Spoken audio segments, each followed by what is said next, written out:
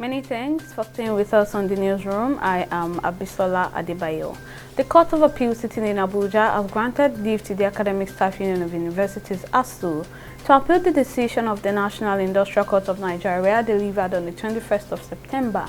In a ruling delivered by Justice Ahmad Baraka on October 7th and made public today, the court granted ASU 7 days to file its notice of appeal before the National Industrial Court on the condition that the order of the lower court is obeyed immediately. In its ruling, the Court of Appeal held that ASU can withdraw its application seeking a stay of execution, and same was accordingly struck out. After reviewing all the judicial authorities cited, the Court of Appeal granted the application for leave to appeal the decision of the National Industrial Court on the condition that the order of the court is obeyed immediately.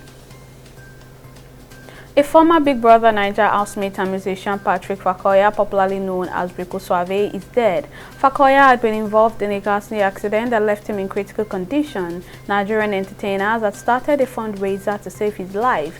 Toby Bakre, a former housemate, on Wednesday shared a picture of the hospitalized Suave on his Twitter page, disclosing that the accident victim had been placed on life support, but unfortunately he lost the battle on Thursday morning. Condolences have started pouring in on social media from the deceased friends and well-wishers.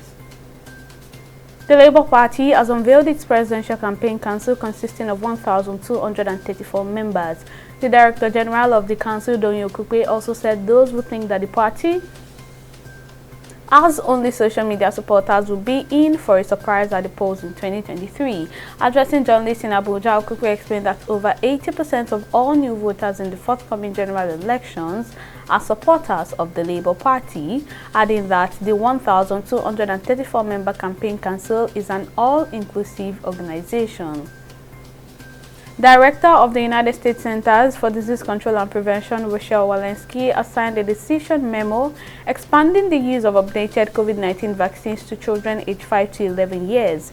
This follows the Food and Drug Administration's authorization of updated COVID-19 vaccines from Pfizer-BioNTech for children between the ages of 5 and 11 and Moderna for children and adolescents between the ages of 6 and 17. The updated COVID-19 vaccine add Omicron BA4 and BA5 spike protein components to the current vaccine composition, helping to restore protection that has waned since previous vaccination and targeting recent Omicron variants. The Kogi State government has responded to Dangote Industries Limited's insistence on 100% ownership of Obajana Cement Company.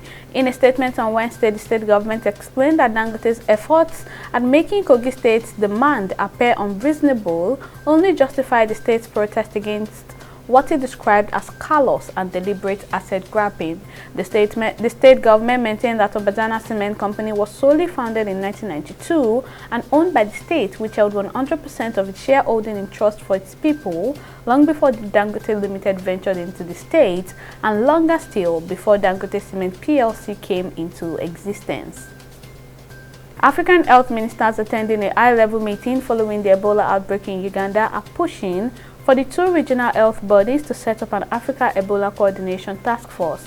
This, they say, would oversee preparedness and response to the current outbreak as well as other epidemics in the continent. The latest Ebola outbreak has so far killed 19 people in Uganda, including 4 health workers. The virus has also spread to 5 districts in the country. Speaking at the meeting, Acting Director of the Africa Centers for Disease Control, Ahmed Ogwell, says Africa needs to stop seeking international assistance as it is on its own during pandemics.